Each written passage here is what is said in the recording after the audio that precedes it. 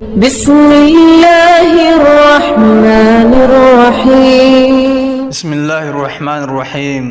معزز ناظرین کرام، آج کا ہمارا موضوع ہے سود قرآن کی نظر میں۔ تو آئیے چلتے ہیں سود کے متعلق قرآنی آیتوں کا مطالعہ کرتے ہیں۔ ہمارے ساتھ جڑے رہیے، جزاکم اللہ خیرا۔ شریعت اسلامیہ کی نظر میں جو ذرائع آمدنی حرام ہے ان میں سے ہی ایک سود بھی ہے، اور یہ بھی معاشرے کا ایک ایسا ناسور ہے جس کی جڑیں کافی مضبوط ہو چکی ہیں، اور افراد معاشرہ کی کثیر تعداد اس اسلامی، اخلاقی، معاشرتی اور معاشی جرم میں مبتلا ہو چکی ہے۔ اور کتنے ہی ایسے لوگ ہیں جو نہ صرف نمازی و پرہیزگار ہیں بلکہ اچھی بلی دینی معلومات رکھتے ہیں، مگر سود کے معاملہ میں انتہائی دیدہ دلیری سے کام لیتے ہیں۔ رہائشی مکان کی تعمیر، کاروبار کے آغاز اور بے شمار دیگر امور کی بسم اللہ ہی لون کاؤنٹر کے سودی قرضوں سے کی جاتی ہے۔ یوں لگتا ہے کہ بخاری شریف میں مذکورہ ارشاد نبوی صلی اللہ علیہ وسلم آج پوری طرح ہم پر صادق آتا ہے، جس میں پیشن گوئی کرتے ہوئے آپ صلی اللہ علیہ وسلم نے فرمایا تھا، لوگوں پر ایک ایسا وقت بھی آنے والا ہے کہ آدمی اس بات کی پرواہ نہیں کرے گا کہ جو کچھ وہ لے رہا ہے وہ حلال سے ہے یا حرام سے۔ ایک اور روایت میں یہ الفاظ بھی ہیں، اس وقت ان کی کوئی دعا قبول نہیں ہوگی۔ تو آئیے آج اس مرض خطیر اور گناہ کبیر کے بارے میں قرآن کریم کا مطالعہ کر کے دیکھیں کہ سود خوری کے بارے میں رب کائنات کے کیا ارشادات ہے۔ سورہ بقرہ میں سود خوری کا انجام بیان کرتے ہوئے فرمایا، الذین یأکلون الربا لا یقومون الا کما یقوم الذی یتخبطہ الشیطان من المس۔ جو لوگ سود کھاتے ہیں قیامت کے دن ان کا حال اس شخص کا سا ہوگا جسے شیطان نے چھو کر باولا اور مخبوط الحواس کر دیا ہو۔ ذالک بأنہم قالوا انما البیع مثل الربا وحل اللہ البیع وحرم الربا۔ اور اس حالت میں ان کے مبتلا ہونے کی وجہ یہ ہے کہ وہ کہتے ہیں تجارت بھی تو آخر سود ہی جیسی ہے، حالانکہ اللہ نے تجارت کو حلال کیا ہے اور سود کو حرام۔ فمن جاءہ موعظۃ من ربہ فانتہی فلہ ما سلف وامرہ الی اللہ۔ جس شخص کو اس کے رب کی طرف سے یہ نصیحت پہنچے اور آئندہ کے لیے وہ سود خوری سے باز آ جائے تو جو کچھ وہ کھا چکا سو کھا چکا اور اس کا معاملہ اللہ کے حوالے ہے۔ ومن عاد فاولئک اصحاب النار ہم فیہا خالدون۔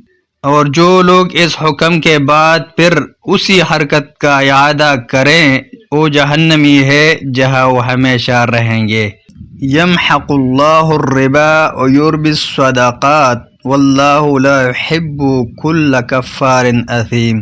اللہ سود کو ہمیشہ گھٹاتا اور صدقات کو نشوونما دیتا ہے، اور اللہ کسی ناشکر بدعمل انسان کو پسند نہیں کرتا۔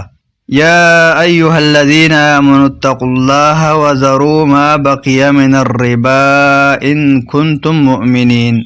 اے ایمان والو، اللہ سے ڈرو اور جو کچھ تمہارا سود لوگوں پر باقی رہ گیا ہے اسے چھوڑ دو اگر واقعی تم مومن ہو۔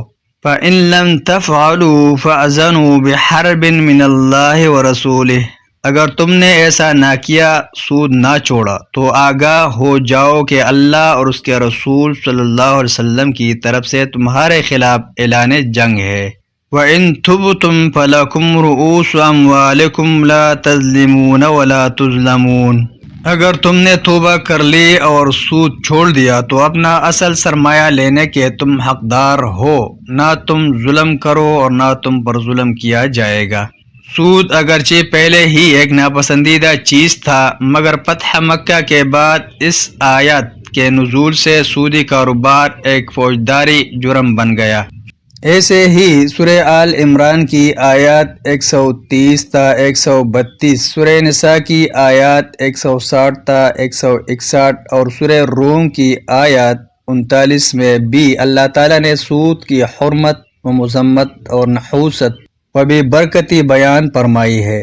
سورہ آل عمران میں فرمایا ہے، یا ایہا الذین آمنوا لا تأکلوا الربا اضعافا مضاعفة واتقوا اللہ لعلکم تفلحون واتقوا النار التي اعدت للكافرین واطیعوا اللہ والرسول لعلکم ترحمون۔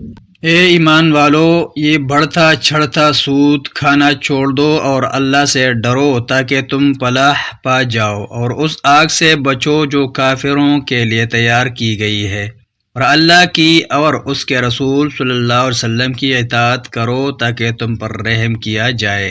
یہ سود نہ صرف امت اسلامیہ کے لیے حرام ہے بلکہ اللہ تعالیٰ نے پہلی امتوں پر بھی اسے حرام کر رکھا تھا، جیسا کہ سورہ نساء میں یہود کے بارے میں فرمایا، فَبِظُلْمٍ مِّنَ الَّذِينَ هَادُوا حَرَّمْنَا عَلَيْهِمْ طَيِّبَاتٍ أُحِلَّتْ لَهُمْ وَبِصَدِّهِمْ عَن سَبِيلِ اللَّهِ كَثِيرًا وَأَخْذِهِمُ الرِّبَا وَقَدْ نُهُوا عَنْهُ وَأَكْلِهِمْ أَمْوَالَ النَّاسِ بِالْبَاطِلِ وَأَعْتَدْنَا لِلْكَافِرِينَ مِنْهُمْ عَذَابًا أَلِيمًا۔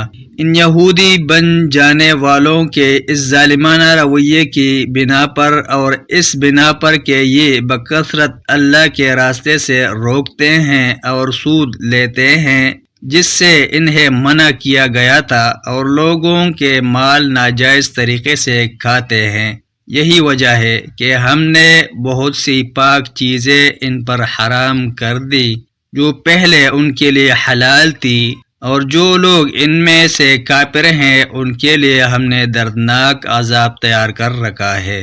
اور سورہ روم میں فرمایا، وَمَا آتَيْتُم مِّن رِّبًا لِيَرْبُوَ فِي أَمْوَالِ النَّاسِ فَلَا يَرْبُو عِندَ اللَّهِ وَمَا آتَيْتُم مِّن زَكَاةٍ تُرِيدُونَ وَجْهَ اللَّهِ فَأُولَٰئِكَ هُمُ الْمُضْعِفُونَ۔ اور جو سود تم دیتے ہو تاکہ لوگوں کے اموال میں شامل ہو کر وہ بڑھ جائے، اللہ کے نزدیک وہ نہیں بڑھتا، اور جو زکوٰۃ تم اللہ کی خوشنودی حاصل کرنے کے ارادے سے دیتے ہو اس کے دینے والے در حقیقت اپنے مال بڑھاتے ہیں۔